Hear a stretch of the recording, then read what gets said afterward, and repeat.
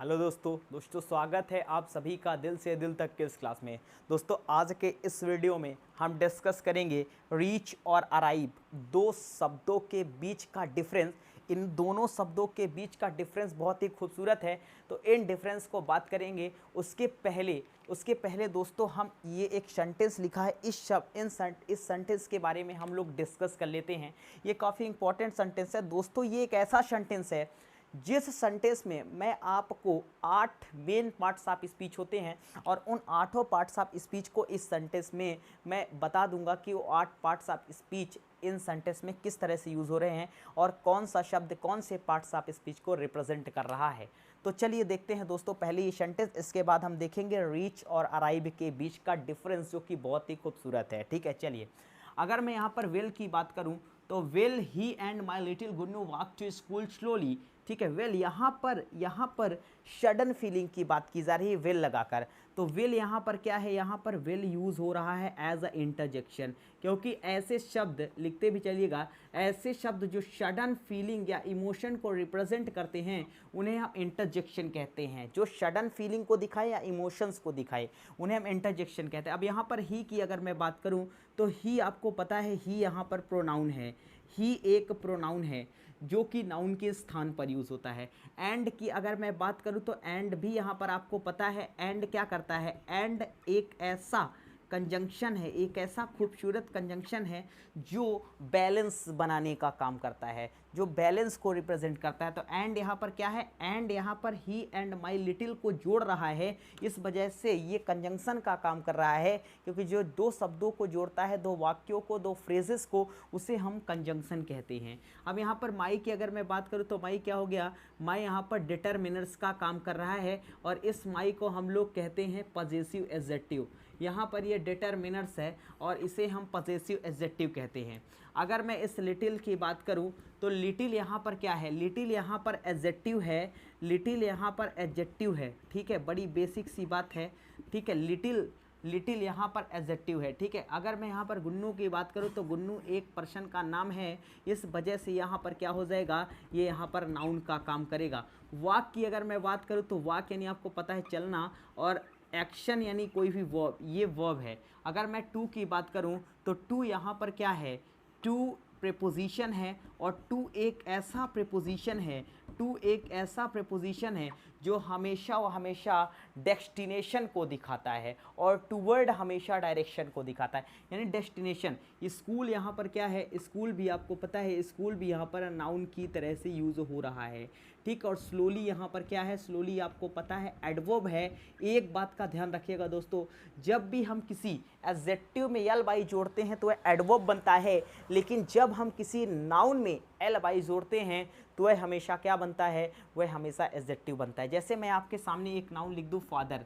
अब फादर एक नाउन मैंने लिख दिया, ये एक नाउन है, जैसे इसको मैंने फादरली बनाया, यल बाई जोड़ दिया तो कायदे से ये क्या बन जाएगा, ये कायदे से एडजेक्टिव बन जाएगा। जब मैं किसी नाउन में एल बाई जोड़ता हूँ तो एडजेक्टिव बनता है, लेकिन जब मैं किसी एडजेक्टिव में एल बाई जोड़ता हूँ तो वह कायदे से एडवर्ब बनता है। जैसे एक शब्द मैंने बोला आपके सामने ब्यूटीफुल, ब्यूटीफुल एक एडजेक्टिव है, इसमें मैंने एल बाई जोड़ा तो ये ब्यूटीफुली बन गया और ये एडवर्ब का काम करेगा, ब्यूटीफुली। तो देखिए दोस्तों, नाउन का डिस्कशन मैंने कर लिया, नाउन के अलावा प्रोनाउन का कर लिया, प्रोनाउन के अलावा एडजेक्टिव बता दिया, एडजेक्टिव के अलावा मैंने वर्ब बता दिया, एडवर्ब बता दिया, एडवर्ब के अलावा प्रीपोजिशन बता दिया, कंजंक्शन बता दिया।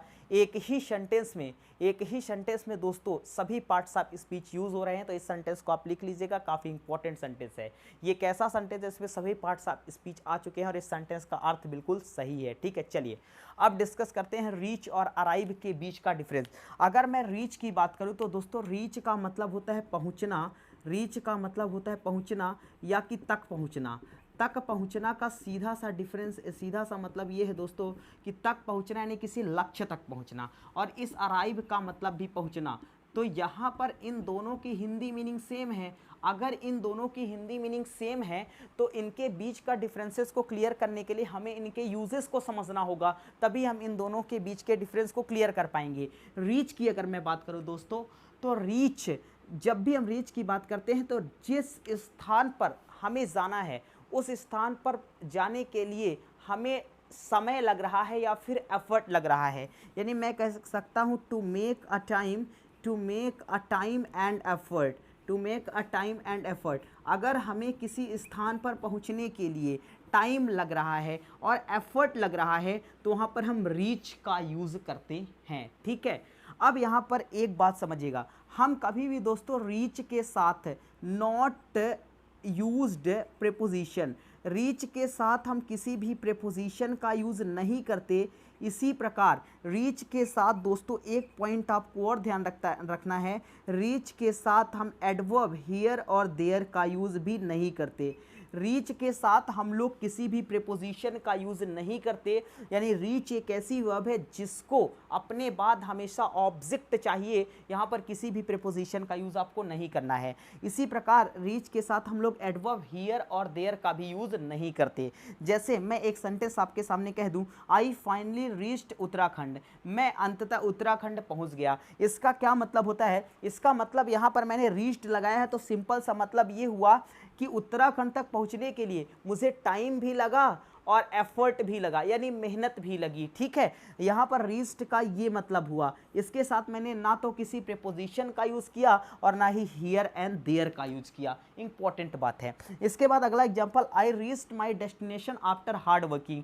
अब रीच का यूज़ हम तब भी करते हैं जब हम किसी लक्ष्य तक पहुंचने की बात करते हैं। जैसे इस सेंटेंस में आई रीच्ड माय डेस्टिनेशन, मैं अपने लक्ष्य तक पहुंच गया आफ्टर हार्ड वर्किंग, कठिन परिश्रम करने के बाद मैं अपने लक्ष्य तक पहुंच गया। तो ये बड़ी सिंपल सी बात है। ठीक है, यहाँ पर मैंने रीच्ड के साथ किसी प्रेपोजिशन का यूज़ नहीं किया। ये प्रेपोजिशन मैं इस डेस्टिनेशन के लिए यूज़ कर रहा हूँ, इस रीच्ड के लिए नहीं कर रहा हूँ। ठीक है, तो बड़ी सिंपल सी बात है। यानी इसका इस सेंटेंस का मतलब ये हुआ कि कठिन परिश्रम करते हुए मैं अपने लक्ष्य तक पहुंच गया। अगला sentence, she reached party at 6 o'clock।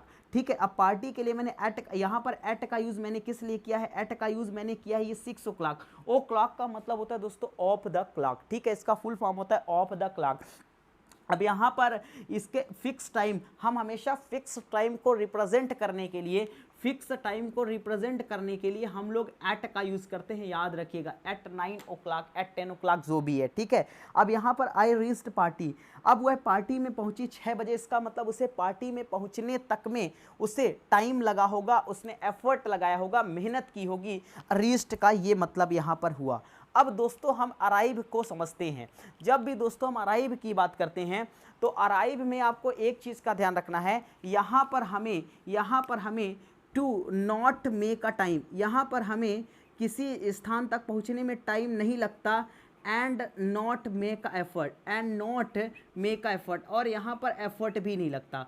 किसी स्थान पर पहुँचने के लिए अगर हम आसानी से किसी स्थान पर पहुँच जाएं, उस स्थान पर पहुँचने के लिए हमें एफर्ट ना लगे, तो वहाँ पर हम अराइव का यूज़ करते हैं। ठीक है, अब यहाँ पर अब एक बात और समझेंगे, आई अराइव्ड हियर लिखा है।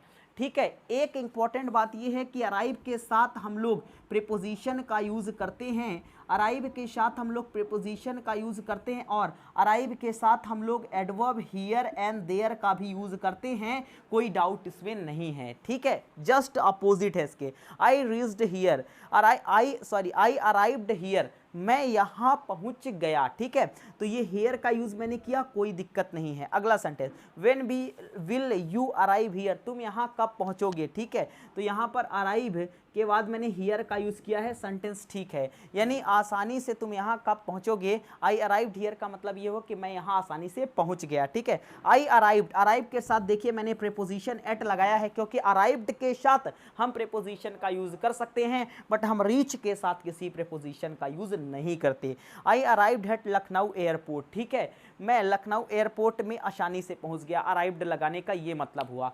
तो दोस्तों ये था अराइव और रीच के बीच का खूबसूरत डिफरेंस। आप इन बातों को नोट करेंगे, कॉपी में काफ़ी इंपॉर्टेंट चीज़ें, या फिर आप स्क्रीनशॉट ले लेंगे।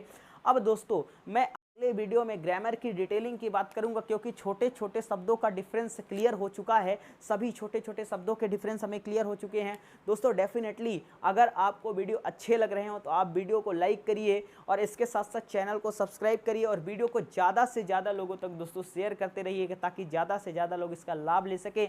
मिलते हैं दोस्तों आपसे फिर एक नए वीडियो में, फिर से नए शानदार कॉन्सेप्ट के साथ। तब तक के लिए take care, goodbye, thank you दोस्तों।